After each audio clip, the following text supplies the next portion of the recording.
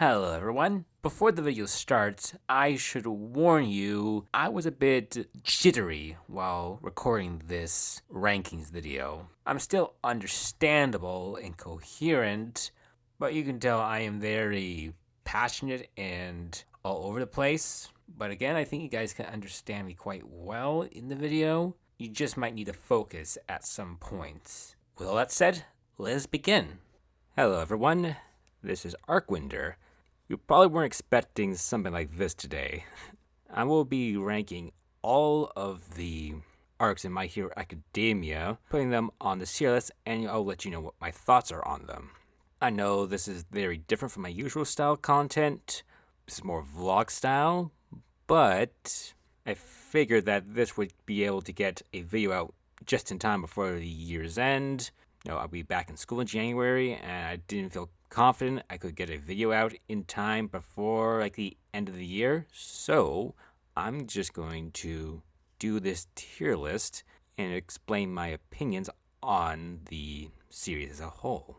Therefore, you can get my general thoughts on the series if you guys were ever curious about what I thought about the other arcs, and to give you guys a little something before I dive into the final war arc. So with all that said, let's begin. Alright, the first arc. So I think this is a pretty great start to the series. You get all the dynamics with Deku, Bakugo, and All Might in the first episode.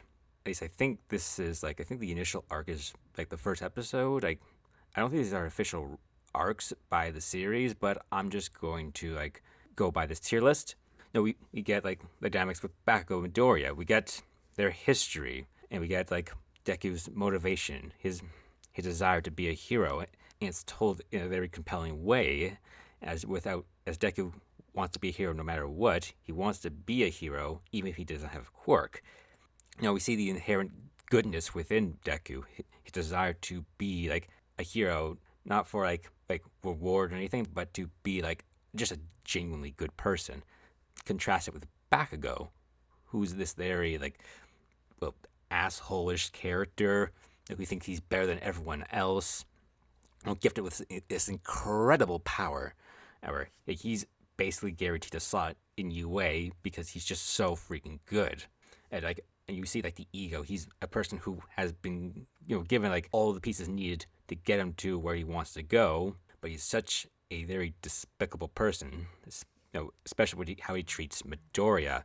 And we see that more in their histories with their flashbacks, with this to see how Midoriya is just so much of a kinder person. He was willing to stand up to Bakugo when he was being a bully to others, even when he stood no chance of actually doing anything to him.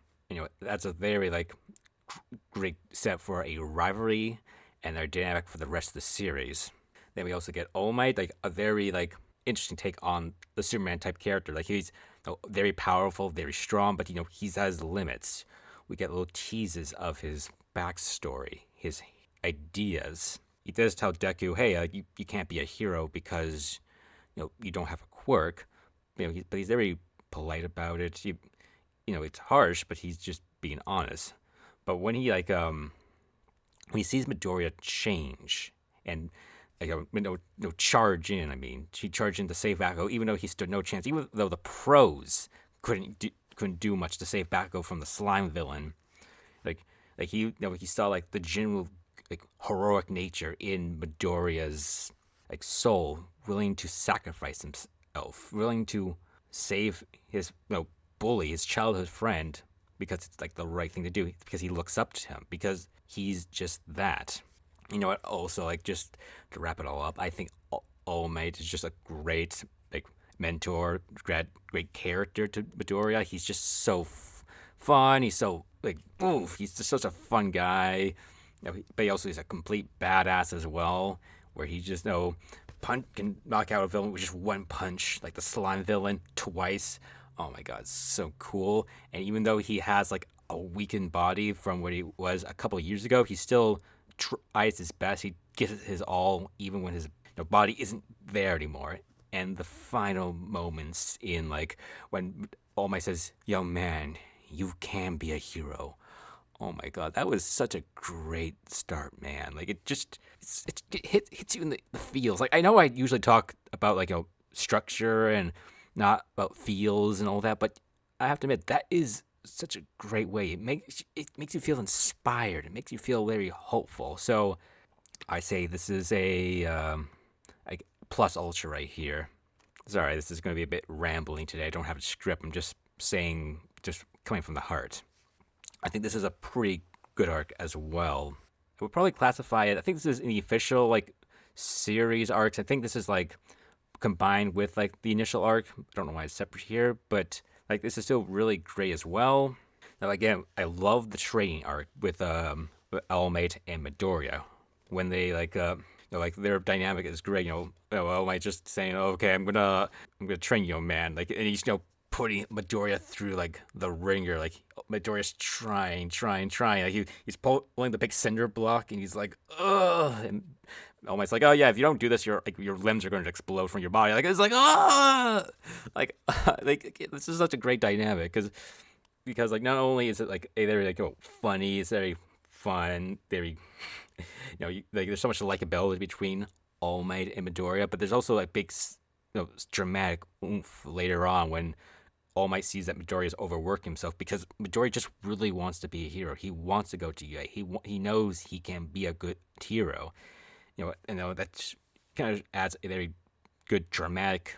It makes you root for Midoriya even more because he's pushing way beyond his limits because he wants to be a hero. He wants to be what All Might wants him to be, like to be his successor, to be the next symbol of peace and all that.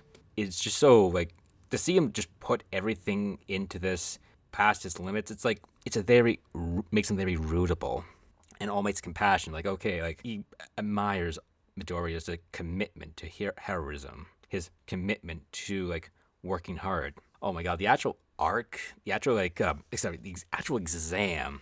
It's so genuinely like heart pumping too, as you see Midoriya trying to like get one kill to get on the board, but because of One For All's power, he can't do it. He can't like do much, otherwise his body just goes away. His body's just kind of cooked, and this adds a lot of tension because like you don't know what's gonna happen, because you don't know if he can actually get into UA.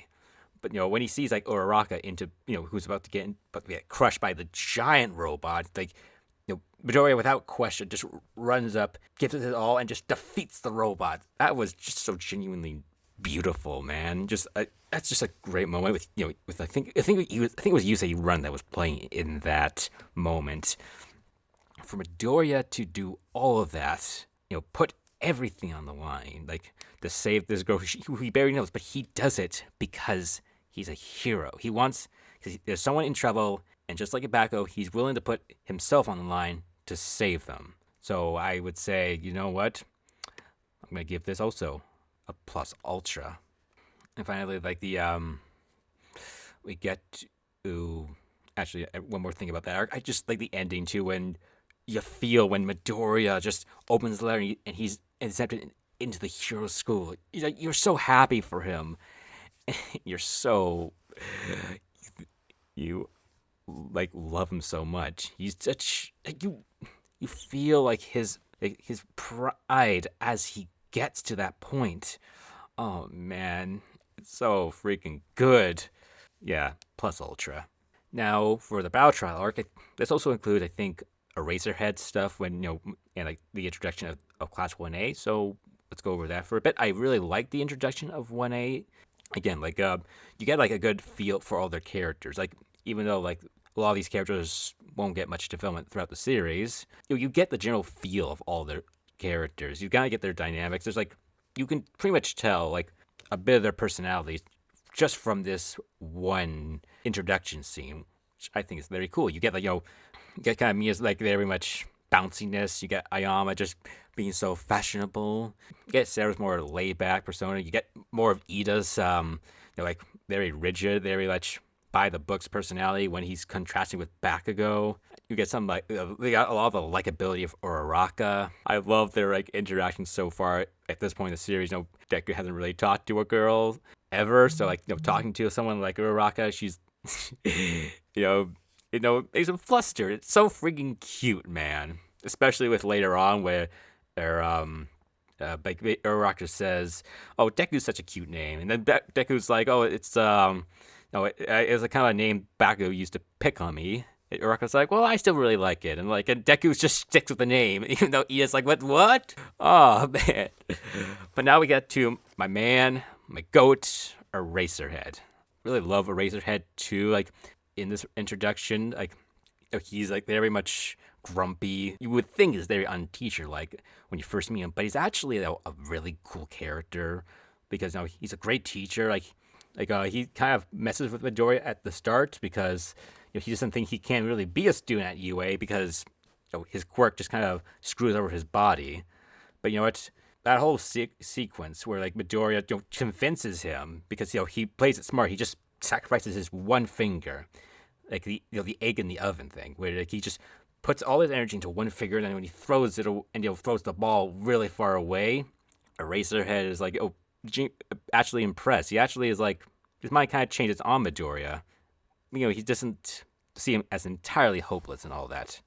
And while he is a bit cruel in the arc, maybe not cruel, but kind of screws with his classmates. Oh, if you are last, you're out, but not really. No, I just kind of even though that is very, very kind of rude and kind of a dick move on Eraserhead's part, that it makes sense with his character. He's now getting these kids accustomed to what future hero work is going to be like.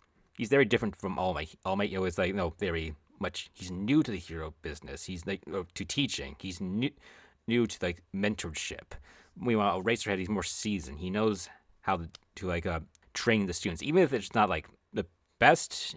Even though it's not the best, even if it's not the nicest way to teach a student, he's genuinely wants these students to succeed. And now go to the actual battle trial. Now I say this is a pretty good fight. We have Battle A being Deku versus Bakugo, and Battle B being Uraraka versus Ida. Both of them have their own fair twists and turns as well. I really like that. Because Midoriya has the disadvantage because he can't use one for all much. Otherwise, he's kind of screwed. And he's against Bakugo, he has a really good quirk.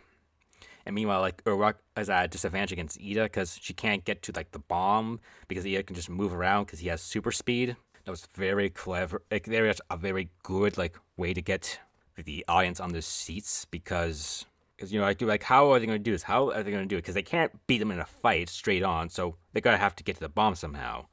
And with Midoriya sacrificing himself to give Uraraka the chance, by putting a hole in the floor above, distracting Ida and giving Uraraka the chance to get to the bomb. That's really clever. That showcases Midoriya's intelligence. And again, we also get more of the dynamics. We get more of Class 1A, a bit of Momo doing just being kind of a smartass, Todoroki being ice cold and all that. Just get teases of what is to come with these characters. So this doesn't have the same emotional resonance, at least in my opinion, compared to the other two arcs. So I'm going to give this just great. It's still, like I said, it's a great arc. It's just not as good as the other two. But oh boy, USJ, man. Oh my god, USJ is one of the best arcs of this entire series. I know that's not a controversial opinion, but again, it's an arc with twists and turns. You feel very frightened. You feel so scared. When the League of Villains show up, Eraserhead has to fight them off, but then Kurogiri separates the students from the rest of the gang. Eraserhead's doing his best, but his quirk, he has limits. So when he fights the Nomu, he's just kind of screwed. His quirk can't really beat that thing, and it's super strong. So it's oh no, he might actually die here. You have the kind of the peril of Deku, Sue, and Mineta. Make Sue a great character. All three of them stuck on the boat, kind of strapped because a bunch of water villains are surrounding them, and they had no way of getting away. But they have the clever thing, they use Mineta's a great balls attack. So when the boat starts to sink because the villains attack it, the gang just jumps away using Sue's frog quirk to jump away And like like they use like Miya's just throws like first like Deku uses his attack One for All to create a whirlpool. And that causes all the villains to fall in, and then Miya throws all the great balls and all that, and like it just immobilizes them. It's like, oh my god, that's a genuinely so clever way to get out of that situation. So good. We get also some teases for like the future arcs with Todoroki being very ice cold, that he's very cruel, very like when Batman's like, oh, where are the Riddler's trophies and all that. He's very like cold and calculated. Like, but I don't like Batman. You feel like he's willing to do some really messed up stuff to these guys if they don't give him what he wants.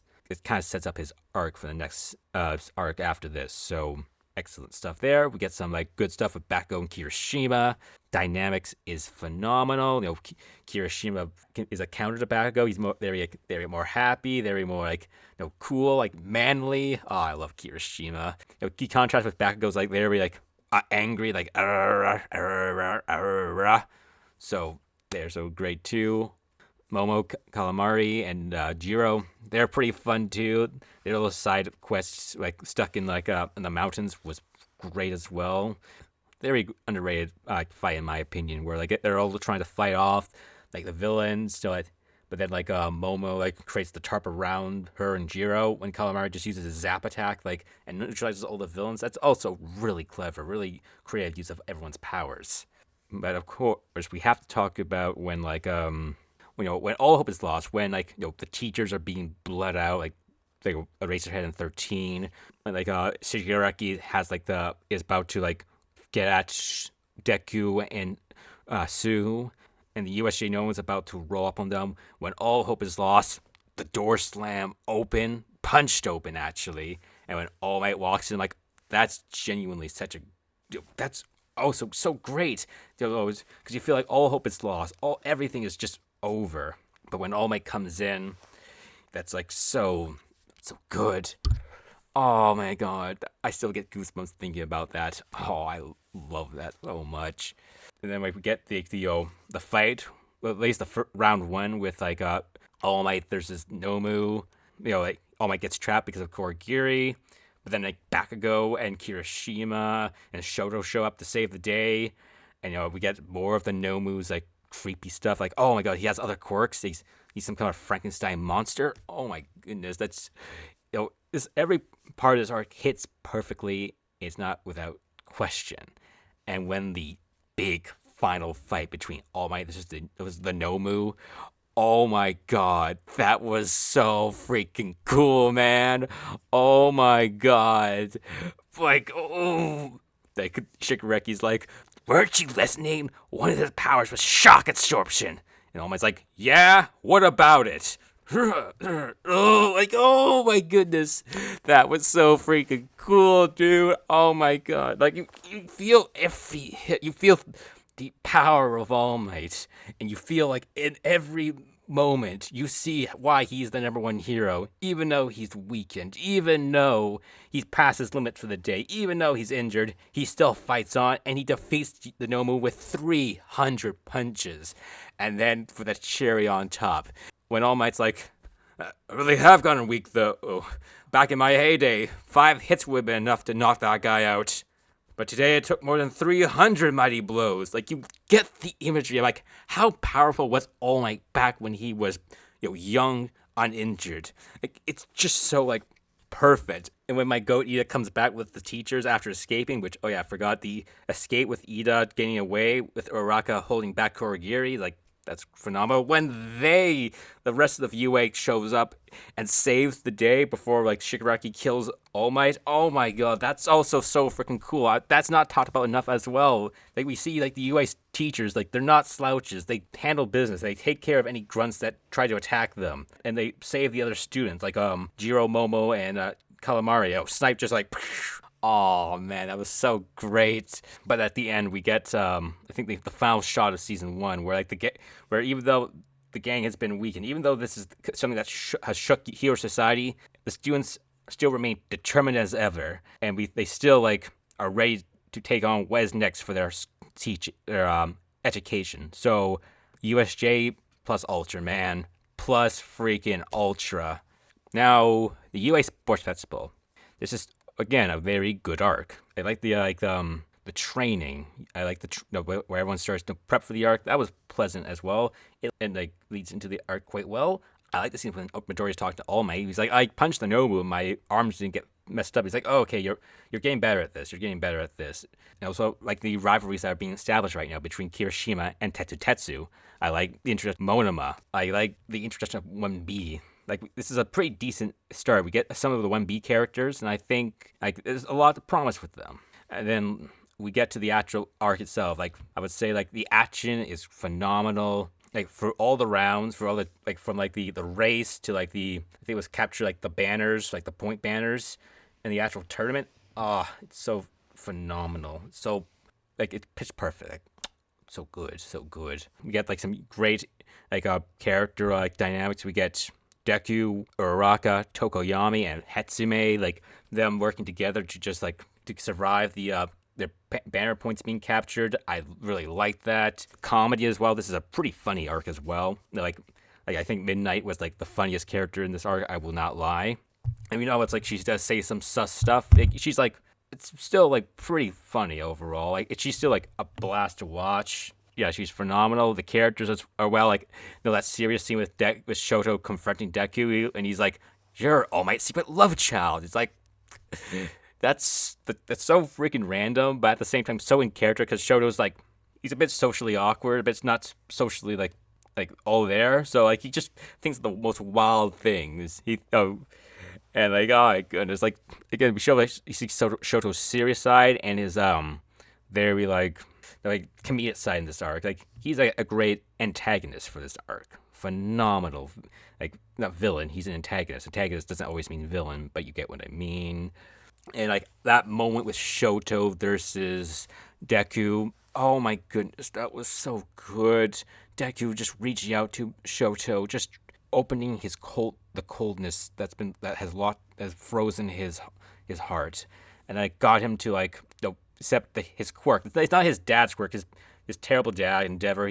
Endeavor doesn't determine who he is. It's he who determines who he is, and like. Again, when you say run plays, when like Shoto uses all his powers, he's like, oh, yeah, man, that was so cool. Absolute S tier moment right there. Just but how Midoriya can change a person, how his character who he is as a person can change them for the better, and that's great. And like the final clash between them, just wonderful. What else I have to say about this arc is that I like Shinzo. He's a great character. I love him. Like he's with his powers, he wants to be a hero, but his powers are a bit might be say unheroic because people say mind control, that doesn't sound unheroic, but he's such a rootable character because he wants to be a hero as well, like the rest of the cast. So for him to do all this, it really shows he wants to be like a hero. He's very similar to the others. He has the drive to be a hero, but he doesn't have the flashy quirk that could get someone into the hero course. A phenomenal character there. And also, even though I hate Bakugo, I do like he actually won the tournament, but it wasn't really a true win. Shoto wasn't really trying, and Bakugo was like, "What? No! You didn't fight me! You wimp!" You know what? And I did enjoy the site where he's like, has to get tied up. He has to be forcefully accept his medal.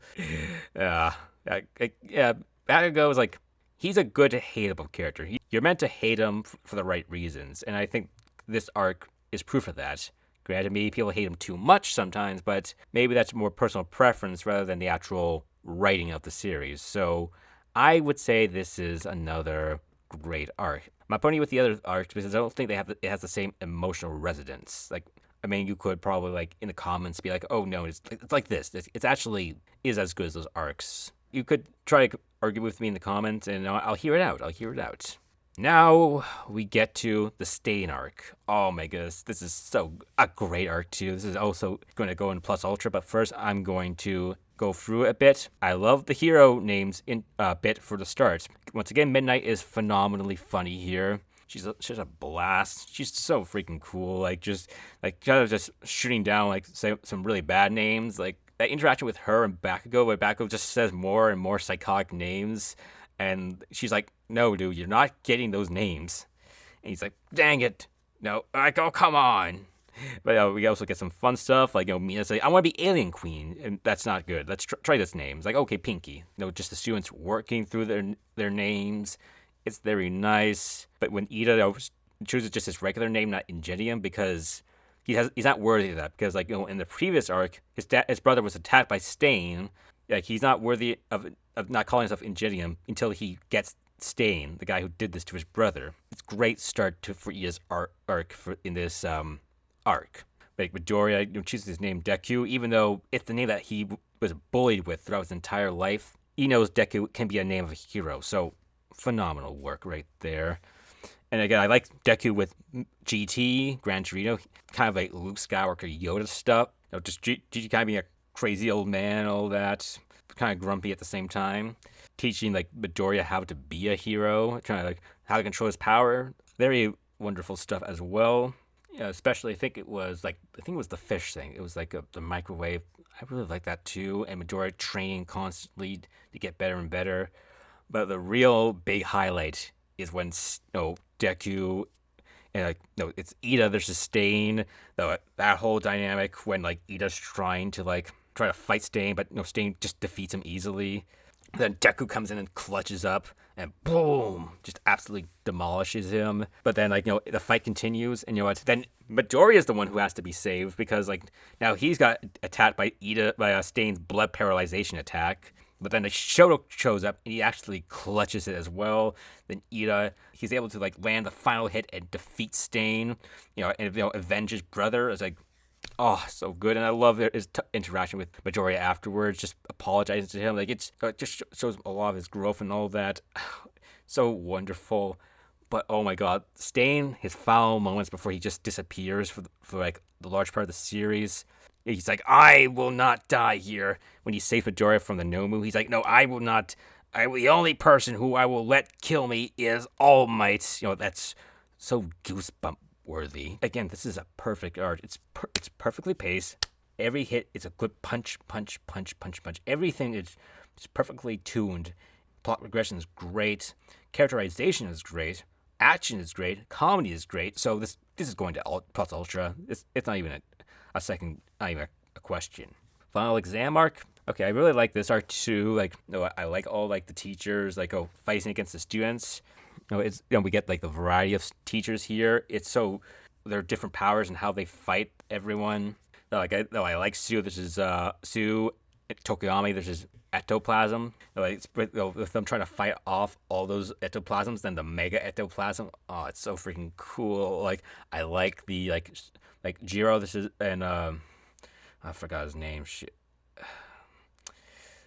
Forgive me, but when they fight Present Mike, it's Koda. It's I think it's Koda.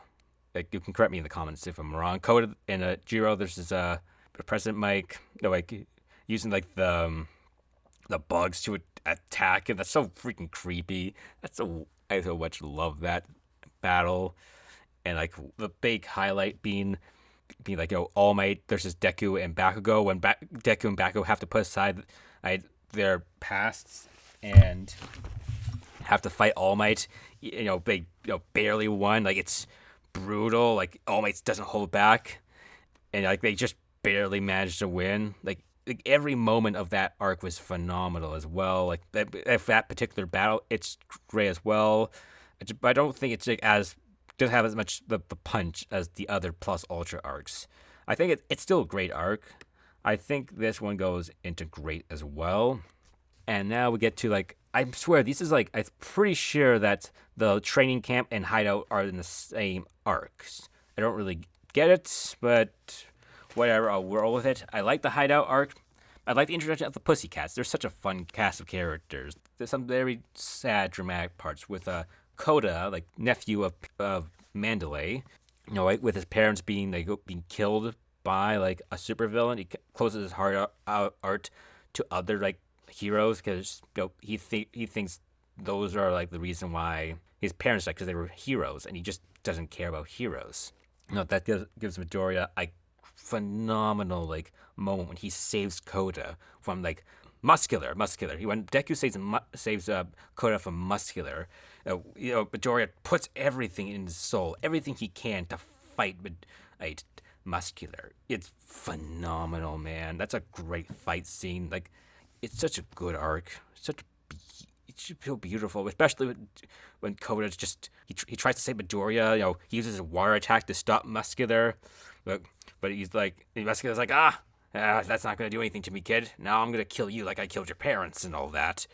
But then when Deku pushes beyond his limits and goes far beyond his abilities, he absolutely destroys muscular. Oh my god, that's phenomenal. The arc does have like a very dramatic cliffhanger as Bakugo's being kidnapped by the villains, and it's it's like you feel the pain in Midoriya's soul, where he's just so sad that he couldn't save his best friend, and he had to like watch him get kidnapped by the villains. It's so sad, man. The comedic stuff in this arc too, it's phenomenal. Like 1A, 1B, like we get a bit more 1B in this arc, though. Like it's not much, though.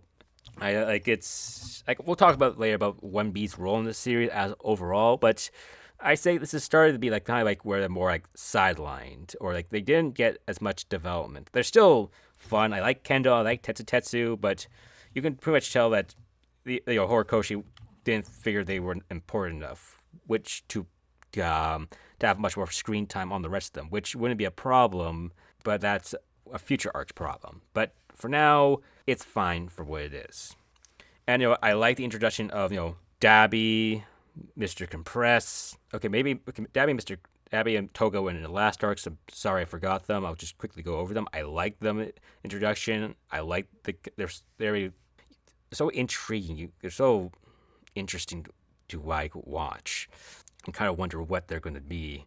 So, and I think this arc expands on them. Furthermore, Toga's very much, he's very much lovey-dovey in a way, where she wants to have a connection, but everyone's kind of thrown off by her. And then you see Dabi, who's like kind of insane, very much insane. He's with his fire quirk, he just wants to he's incinerating people. He's trying to incinerate people, but Eraserhead got lucky and all that. And we get the introduction of Twice in that arc. Again, a very fun character as well. I really like Twice, especially with his phenomenal comedic moments. He's so animated. He feels kind of like a cartoon character in a way, but kind of grounded in a bit more grounded. He doesn't have Toon Force, but he has Toon Force in his blood, but not in execution. He's so fun. So I think this is a very good arc. This is a very phenomenal arc, and I think I'm gonna put this in great as well. Hideout Raid, again, a great arc, phenomenal arc. It's first of all, I love the 1A's checking up on Deku, to see how he's doing. But then Kirishima's like, we gotta go save Bakugo, guys. Bakugo's in really big trouble. Everyone's kind of just like, I don't think we should go save him. But Kirishima, Shoto's like, we gotta go save him, guys. And then we get the wonderful, we get a moment where Kirishima's like, you gotta help us, Deku. Extends the hand out, which I know that's a bit of a meme. It's just dude, his arms are broken. But we get a good moment of tension where everyone's like, we can't go save him. That's against the rules, man. We might be Sue said we would just be a hindrance to the heroes doing their job. But no matter what, Deku is no, I can't risk Bakugo dying. I gotta go save him. So him, Kirishima, Shoto, Momo, are all about to go save him. But then he's like, oh no, you're not going there, man. You're not going there. I'm not letting you go there alone. I'm going there, but we can't use our powers as in attack mode. That would just be very, very bad.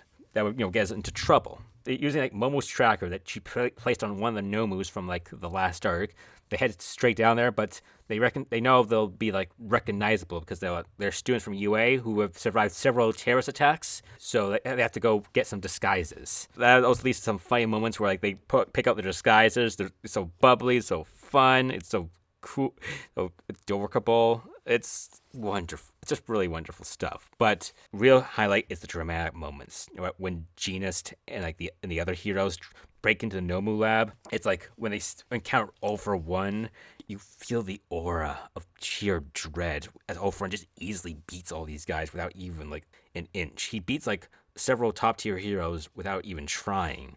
You know, in the main cast, it's like, oh my god, what is that thing? That's a demon. We got the visions of our deaths because that's how powerful this character's aura is, and you also get more like, oh, sad because when All Might and his gang gets into to save Bakugo at the League of Villains hideout, you get like, oh no, they succeed at first, and then like they all like, but then like All for One just summons them back, and then the Nomu show up.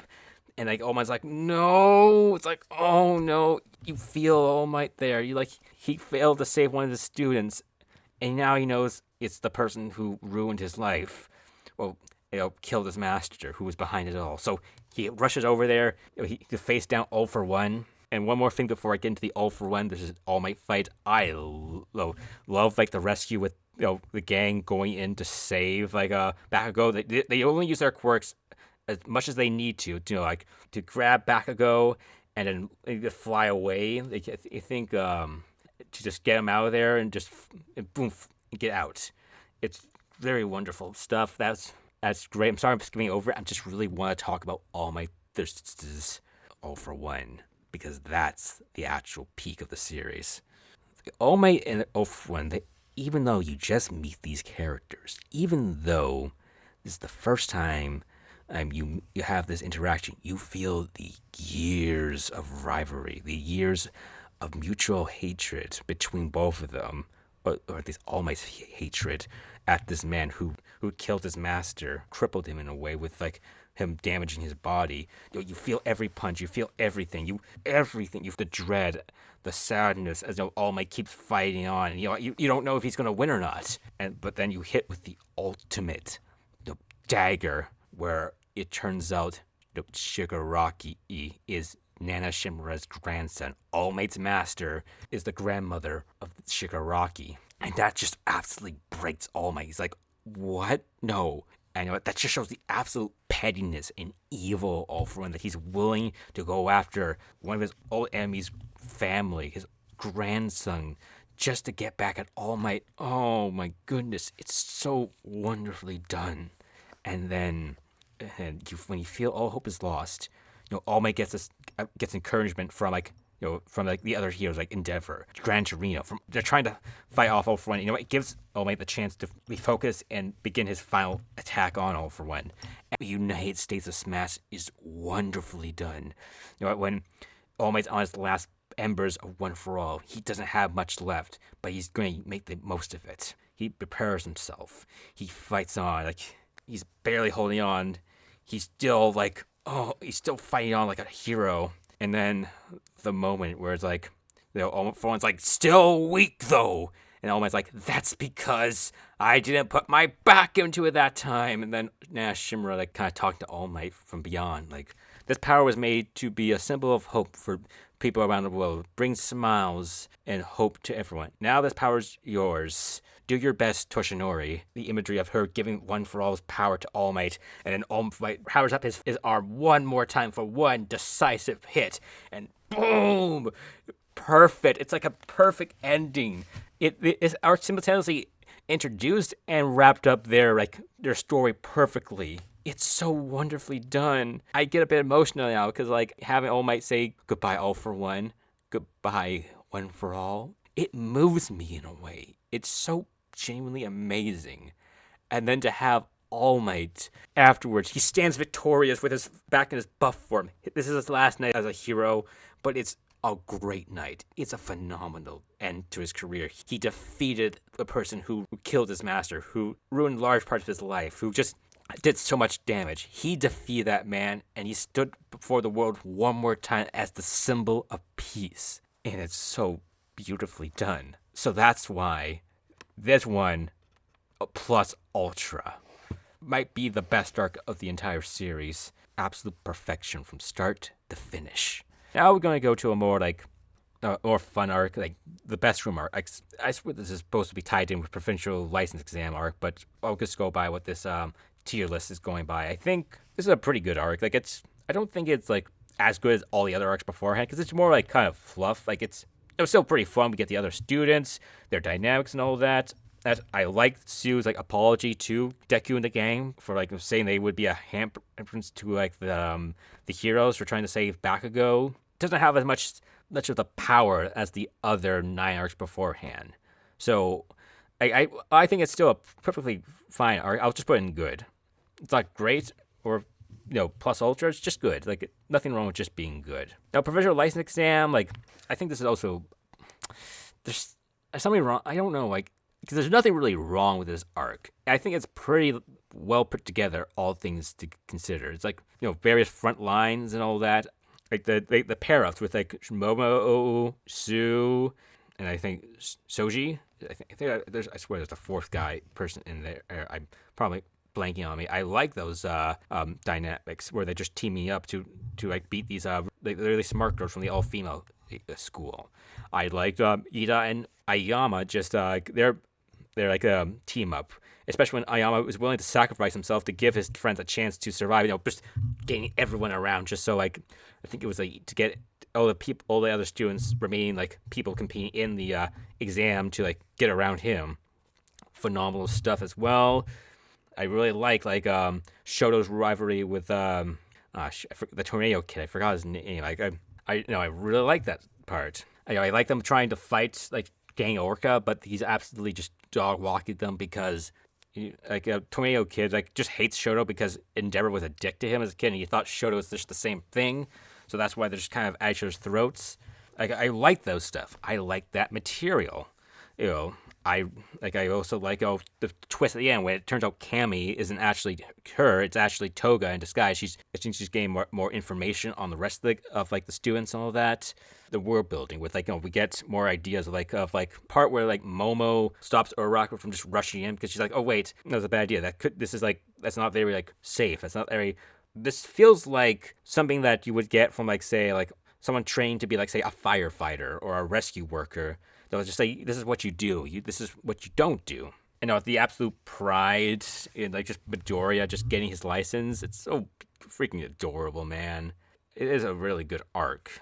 If it was just like Bakugo getting humbled, he fails. It's pretty funny. So yeah, I think this is I'm gonna put this actually in great. You know what? Even though I don't feel it's great, I'm gonna say it is great. Just being objective and fair. Overhaul. I used to not really like this arc. I thought this arc kind of dragged a lot. I thought it was a bit boring at times. But I've warmed up to it these past few years. I really like I like the introduction of the new characters. I like Ryukyu. I like Fat Gum. I like Rocklock. They're all pretty fun characters. I like the kind of the tension between the League of Villains and the Yakuza after Overhaul killed Magna. One of the League's people just pretty brutally. I like Overhaul as a villain. He's a very powerful, commanding villain. If Shigaraki's chaos, Overhaul is he's very much analytical, more he feels like a chess master. But underneath, you see he abused his essentially his adopted little sister Eri just to to get triggered, get his weapon, his quirk negating powers. He's an evil person. I am happy to say this person is not. I'm happy what happened to this guy. He's a complete asshole. And I also like the action. I like the various battles that go on. I liked Fat Gum Kirishima versus Rampa and Shield. That was a great fight. Kirishima doing his absolute best. Red Riot Unbreakable. Oh God, that's so freaking amazing, man. Jeez, man, that was so good. Quick sign out, I like the big three. I love Mirio, I like Tamajiki, and I love Nejire. They're all so fun. They're so bubbly. They're such a blast. But they're also so badass, especially Tamajiki here when he has to 1v3 these Yakuza guys, and he clutches up and just beats them all. That's so freaking good, man. The front lines were Nejire and Ryukyu or Araka, trying to fight the other Yakuza people. That's fun as well. Even though it's not as action-packed as the others, it's still really good. Again, I like the League kind of helping around Yakuza for their fragile alliance. I like that stuff. I like the interaction with Twice and Toga when Toga's helping Twice calm down after like having like a bit of a panic attack. After Twice, we get more of Twice. You see more of his damaged soul, and there's more to come in later arcs, but that's not important right now. Right now, we get like some great material. We get also some good stuff with Mr. Compressed too. I know this is weird of me to say, especially with what's going to happen later, but I like Mr. Compressed is a fun character so far. He's a good villain. He kind of is a play on some mustache and twirling villain, like, haha, I'm the villain here, haha. No, I like that. The best part of the arc is Muriel versus Overhaul. Muriel's such a good character. He's so freaking awesome. Fights off Overhaul. He's trying to save Aerie, and he's able to dog walk Overhaul for a bit because his quirk makes him hard for Overhaul to actually hit him and destroy him. Really great. But then you get the very devastating part when like Yakuza Grunt tries to shoot Aerie, but then Muriel takes the hit. He loses his quirk, and that's absolutely devastating. You get the most epic last stand I've ever seen when he has no quirk. He's fighting against someone who's far stronger than him, but he's not giving up because, quirkless or not, he's still Lemillion. Light of Hope playing. It's like, again, that's so freaking good, man. He's such a great character. Even though he has no chance of winning, he's still gonna fight to save this little girl. That's what I love about him. He's a hero. And Deku versus Overhaul is, well, it's not as emotionally riveting as Muriel versus like Overhaul. It's still great, especially he's going all out now with Aerie, just be able to rewind him at the same time, just basically make sure he doesn't just completely destroy his body. He's able to fight power we've never seen before. So you know what? That's phenomenal. I think it's done really well, and it shows the true power, Midoriya's true power when he's just unbounded by the limits within him, and it's a great teaser for things to come. And I guess I need to talk about Night Eye. So Night Eye wasn't around for long, so his death was more sad because Muriel was sad. I still say this is probably the best death in the entire series. We get at least adequate amount of development to know Night Eye. We get his dynamics with All Might, where he says, All Might, you're gonna die. You gotta stop doing this. You get the understand about why he's like this, why he doesn't talk to All Might anymore. You get enough stuff, you get enough material. Even though I think Night Eye should have been introduced earlier in the series, I think his death works fine enough. It's great for Muriel's character development too, and I really love everything so far with them. I do appreciate the funeral as well, just to show that these people are these heroes are still people. I think again, this is a very good arc, and I think even though Night Eye wasn't the most impactful character, he wasn't around for that long. He's still a good enough character for me. I think he works. So I think I'm just gonna check. Plus Ultra. Yeah, it's that good, man. I used to think it was okay, but now I realize it is one of the best arcs of the series. Remedial Course arc is a similar case to the Room arc. It's a very fun arc. You get some good characterization. I like Bakugo's characterization. You see his humbleness starting to grow, especially from I'm so sorry I forgot to talk about Bakugo. This is Deku round 2 from a few arcs ago. I don't know why I forgot about that. Just to make up for it, I'm going to talk about that and here as well to make sure we get everything. I like how Bakugo has been humbled. He's a lot more down to earth now after his instant. He feels bad for what he feels like he ended All Might's career. He ended the symbol of peace. Even though Bakugo's a very hateable character, you feel bad because he feels like he just screwed everyone over. And that moment where All Might comforts him, that was also very wonderful as well. And more of Bakugo's development happens here in Remedy Course arc. He become a bit more humble. He's a bit less of a crazy killer guy. He's more, well, I'm not gonna say laid back, but he's more less of that. Again, this is a pretty funny arc too. Great material with him, Shoto, and the Shiketsu kids, especially Cammy, where they're just kind of trying to get these kids to calm down, but it's really hard for them.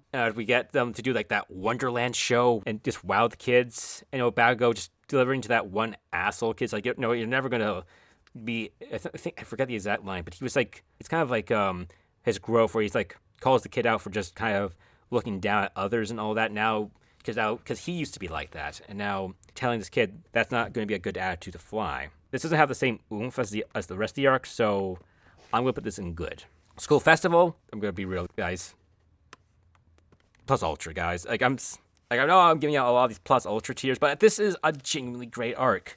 Again, this is such a fun arc with like the students being so like trying to like make the best of their situation. It's so it's so wonderful. Like all them prepping their big musical number. It was so nice. Trying to make Aries smile again. Oh my god, that moment made me that almost actually gave me a bit emotional here. Like just having a little girl who was abused able to smile again. That's just so, my goodness, that's so good. That's so wonderfully done. And Nero, he's kind of being being a guardian figure to Eri. He's helping take care of her. Though since he can't do hero work for the time being, he's going to like help take care of her. Just their dynamic's so wonderful as well. But of course, I can't talk about this art without mentioning Gentle Criminal and La Brava. A very fun dynamic, a very fun duel. Dynamic duel, if you will. One of the few times where a supervillain YouTuber actually works. This is school. I'll take some notes. This is actually how you get things done. Because Gentle Criminal is such a tragic character. Because he wanted to be a hero, but he kind of messed up. He got someone really hurt. He got disowned by his family because he brought ruin because of, I think it was lawsuits and fines and all that. And like for a few years he's drifting around, and then like he sees like people who knew him have moved on with their lives. He didn't want to be forgotten, so he became a villain. La Brava followed Gentle Criminal because she was like bullied throughout for being like very like small and all that, and she looked up to Gentle, and she wants to like back him up. She wants to have him become one of the greatest villains of all time. For them to try to bust into UA, that was a riveting fight between them and Deku. You feel that both sides, their commitment, their dedication to their ideas. They're not going to give up. And you feel it in every fight with Midoriya just fighting and fighting and fighting and fighting and fighting and fighting just to stop Gentle from getting in there. Because if he gets in there, the whole place is just going to shut down. The whole event is going to be over. And Eri won't be able to smile, and everyone's going to be miserable. And he fights with all his heart. You feel like the fight's almost over. La Brava gives Gentle one more push with her quirk love to make Gentle get back up into the game and fight on one more time. And you see Midoriya, he sees the perils between him and Gentle, that he wasn't that far off becoming someone like Gentle. He just happened to get lucky with being found by All Might. So he has this empathy for him, this very understanding of each other. So I say this is a very wonderful arc overall, and one of the best arcs of the series. Pro Hero Arc, I'm going to say it's a very short arc, but I think this is a very good arc. Again, we get introductions to more of of the cast. We get more of the top 10. We get Ryukyu, my goat Crust, the fan favorite Mirko, Hawks, and we get more of Endeavor stuff. We get Hawks and Endeavor just being buds. Hawks. Well, more like Hawks trying to just give Endeavor lessons on how to be more popular. Since All Might retired, he's now the new #1 hero. He's the new symbol of peace. I really like their dynamics. I like them just Hawks trying to give him some tips and tricks to be a better hero, to be more palatable. But the real highlight is Endeavor. There's just the high end, phenomenal material, especially when he's trying all his heart out. He's doing his absolute best, and the high end's just too powerful. But Endeavor isn't quitting. He's still trying his heart out. The Hawks just relates why Endeavor's inspiring to him, because even though All Might was this unreachable figure, Endeavor tried to reach him. He tried to equal the #1 hero of all time. It's phenomenal character work. Even though Endeavor's a massive asshole, from the previous arc to this arc, you see him start to change, especially now. With All Might gone, with him having to step up, he has to be the thing All Might has to be. He's starting to see what it takes to be the symbol of peace. The final attack with Province Burn, that was phenomenal. That was so freaking good. And I'm pretty sure this counts in the Pro Hero arc. I think this is also great as well. With basically Dabby showing up, we get teases more about Abby's and Endeavor's plot later on. It's great as well, and we get a bit of Mirko. People are yay, Mirko. It's phenomenal. Great characterization, great action, and phenomenal, more expanding of the world. Yeah, so I think we also get the setup for the Meta Liberation Army too, from bits and pieces here, which we're going to talk about soon. So I think great tier. Now, this is where I'm going to have to start being maybe a bit more a bit starting to get a bit more harsher. You think I was going to start be harsher with the war, but no, we're going to be a bit nastier with the joint training arc. Because I think this arc's okay, I guess. It's not like this is what the problem of they had the issue of just not really building up the 1B cast members. They're just so like when we have this epic fight, you don't really care about most of them except Tetsu, Kendo, and Monoma. Like I can't like it's just like a large part of the arc is just like not as investing because you don't really know these characters. They're fun characters. They have the potential to be something great, but the series didn't spend much time on them. Kind of drags down the arc significantly. I do like, Deku using Black Whip for the first time, that a one for all user of past. I like, Shinzo being in the arc, his setup for the arc. I like, the comedic stuff with Midnight and All Might and Black King. I like that stuff. I like Eraserhead's material. I think its arc's really fun. It's just that it's just not as good as the other arcs. So I was thinking about putting this in mid, but I'll put it in good. I don't think it's really a bad arc. It doesn't really have anything broken in it. It's just not as good as the other stuff. Now, My Villain Academia is tied with the Hideout Raid. This is the best arc. We get peak development with Shigaraki, his backstory, the broken home he came from. He wanted to be a hero beforehand. But, his father hating Nana for abandoning him. He just takes that out on his family. It's so cruel. So when Shigaraki, awakens his abilities, he feels so genuinely bad about killing the rest of his family. But his dad, he was genuinely going for the kill because his dad made him into this person. Absolute horrid human being.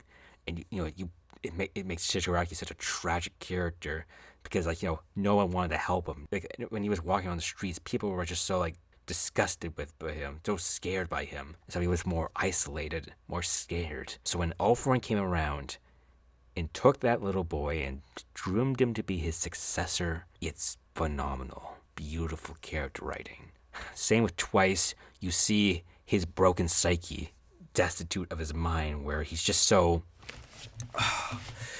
genuinely broke and from his past, from his work backfiring on him with his clones turning against him. He not really wanted to make clones of himself because that messed with his mind. It's so genuine, heartfelt, and it's so rewarding when he activates Sad Man Parade, when he reawakens that part of him, and he absolutely saves his friends from the Meta Army by rushing in there with his entire army to face down all of them, just to show the true power of Twice on their side.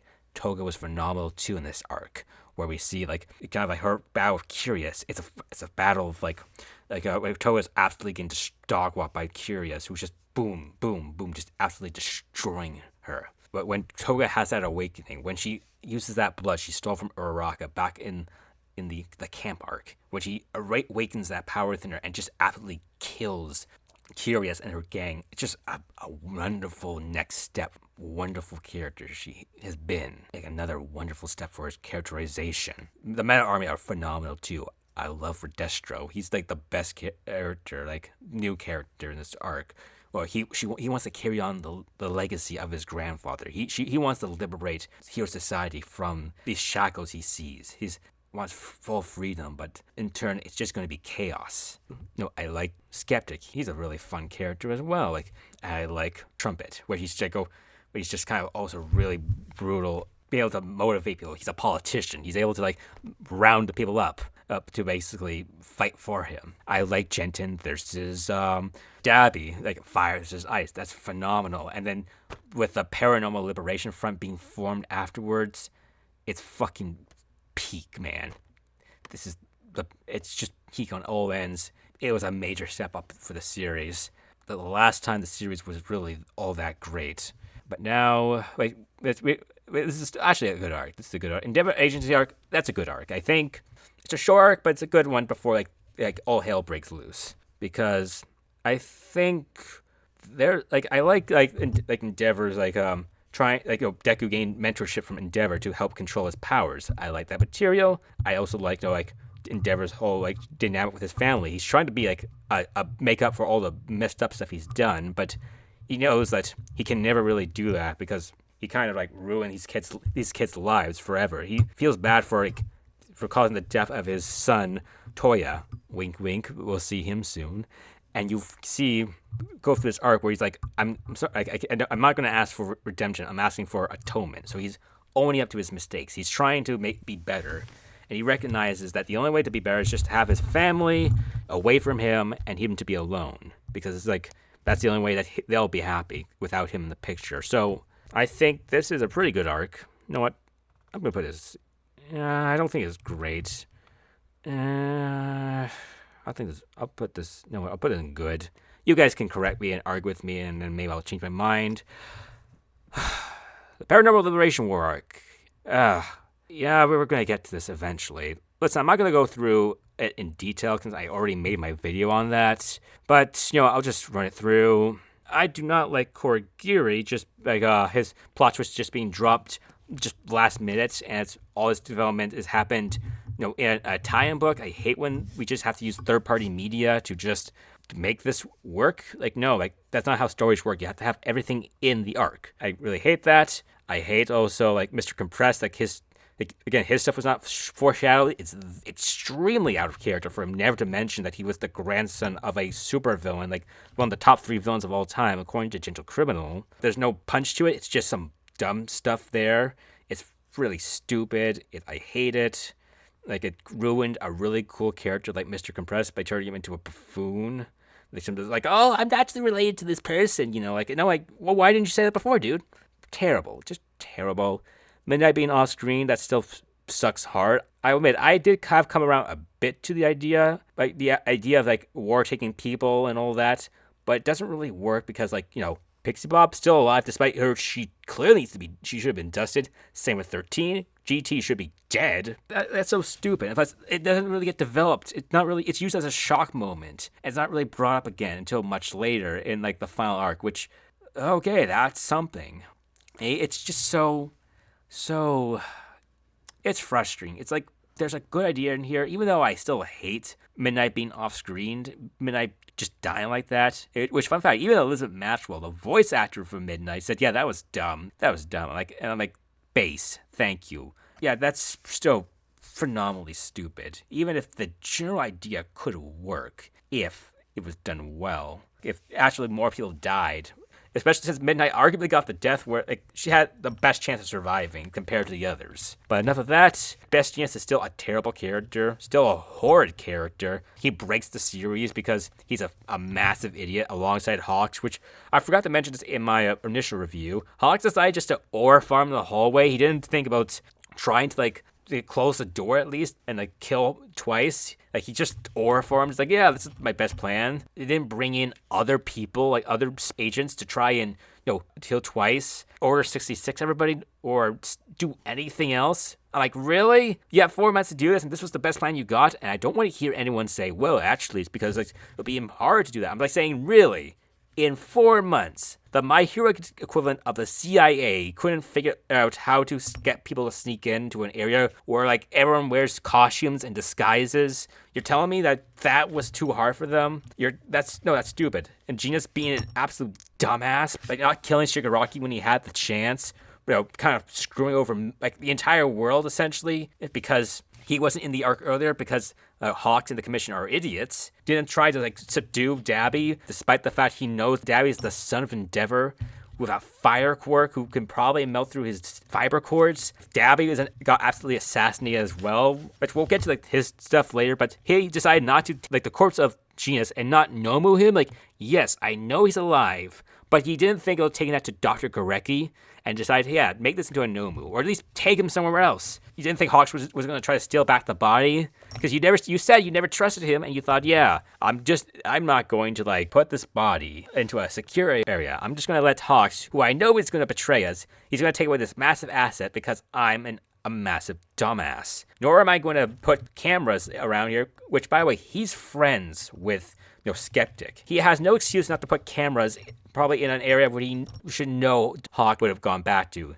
He also has no excuse for not bringing backup to stop Hawks from killing twice. He's the guy in charge of the guerrilla warfare guys, the stealth guys. He would have brought some of those guys as well to fight off Hawks and save twice. And yes, I know the plan was to make Hawks look bad as possible, to break Hero Society's belief, but I'm pretty sure there were better ideas than losing your best guy. Again, even if he didn't know exactly when the attack was going to happen, even if he didn't know the exact time limit, he should still be preparing it. No way in 4 months that this was the best plan he'd come up with, where he just basically loses twice, and in the same turn, he loses a massive plus to his side, and he just acts like an idiot and lets Hawks get away. Absolute dog water thing. I hate the commission. They're also idiots because they thought this plan was good, and they thought, yeah, we're just going to pull up to Redestro, a person we know who is very powerful, very dangerous. We're not going to knock him out or kill him on the spot because we're evil. We're just going to give him ample time to react. Ooh, that's so stupid. I don't like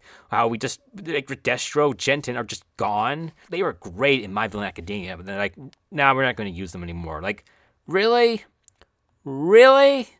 That's so stupid. Even though I like the scene and concept, I don't like how Rush, like, Midoriya convinces all those one-for-all users just to, like, be willing to, like, save Shigaraki.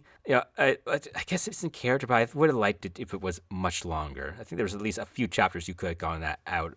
So, yeah, all that really sucks. Really missing some stuff as well, but I think that covers a good chunk of it. But let's go over, like, the good stuff before we move on. I like Crust's death. I like Twice's death. I like Toga and Uraraku's interactions. I like all the fight scenes. I like Mirko. I forgot to mention this in the first arc. My first review of this arc, I liked Endeavor family materials.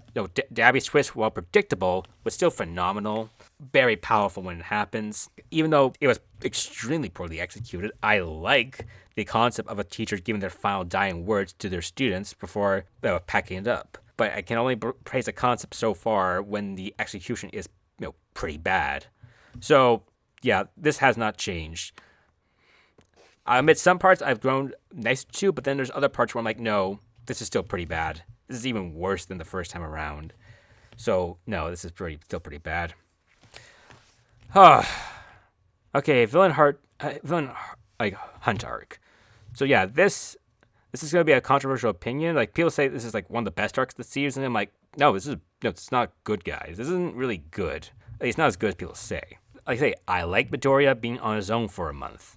That's in character for him. I like him just absolutely dog-walking muscular, just showing how much he has grown as a hero and as a powerhouse since then. I like that stuff. And also, I really like Midoriya versus, like, his 1A classmates, especially with Yusei when playing, just them putting everything to bring him back to UA. It's so freaking good, man. But then, like, I see parts where I'm like, oh, that sucks so bad.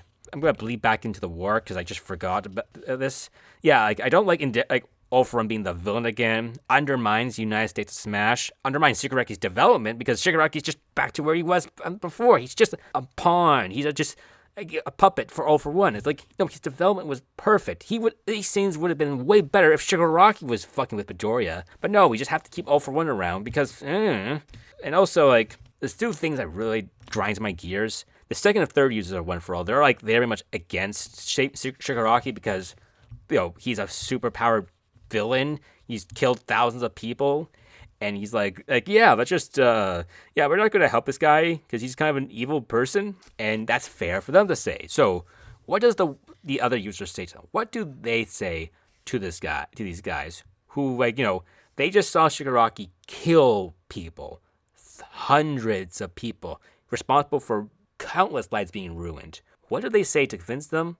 They say, well, the One For All, the first user, you guys helped him out. The fact that, he was found in All For One's jail, you gave him a hand.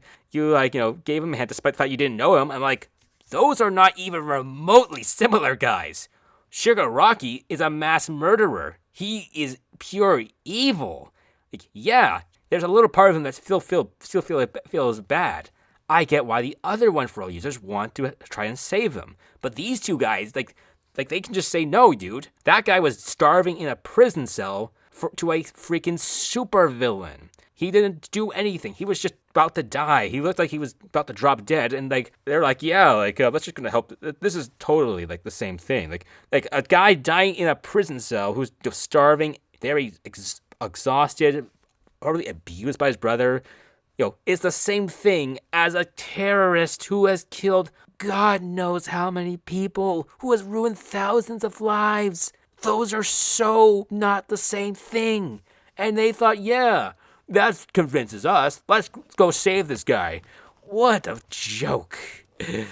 And also, I'm going to be real. Nagan doesn't do it for me. She's not a good character. Now, in her defense, she's not as bad as Hawks and Genist. She's at least a functional character in terms of like not making blatantly stupid decisions and actually being competent in a fight. But no, I just don't really like her like motivations. Like her motivations are so stupid. Now, in her defense, she's kind of been conscripted to fight for All For One.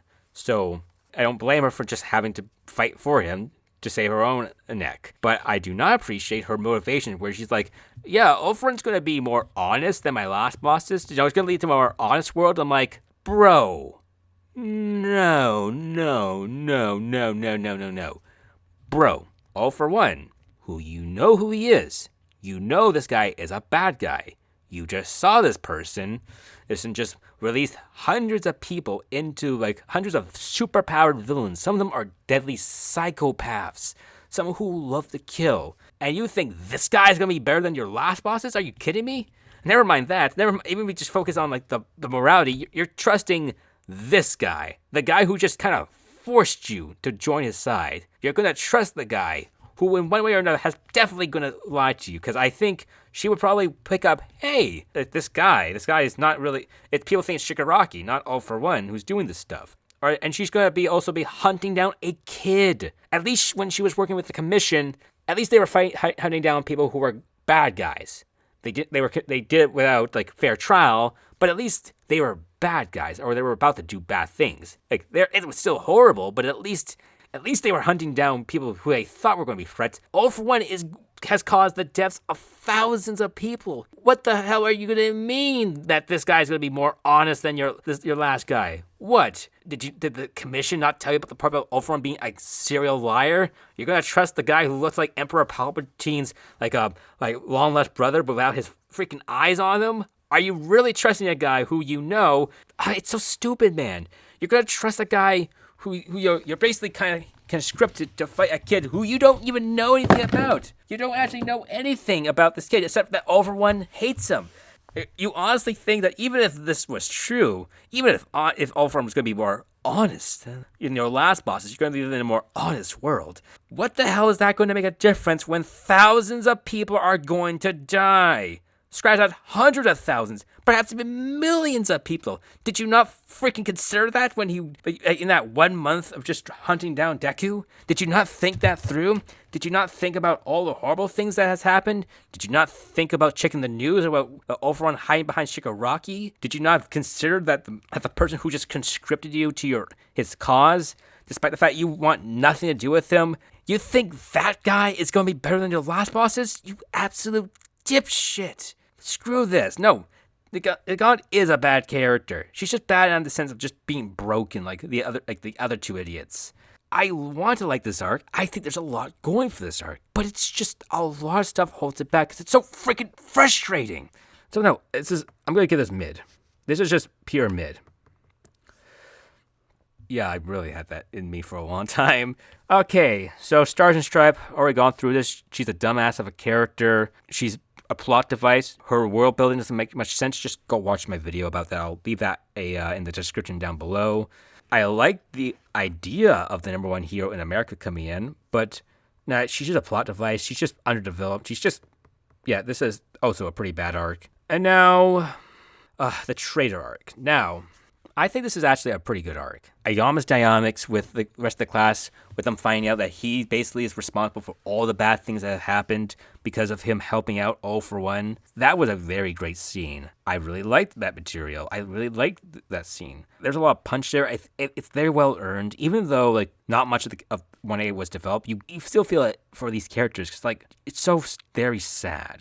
Very sad that this person they thought was their best friend betrayed them. And I think it's a very beautifully done scene. So I think this is a great arc. Even if short, I think this is done very well. I think it should have gone a bit longer. I think we should have gotten really everyone just saying, dude, One of our teachers just died because of you. Our Razorhead lost several of his body parts.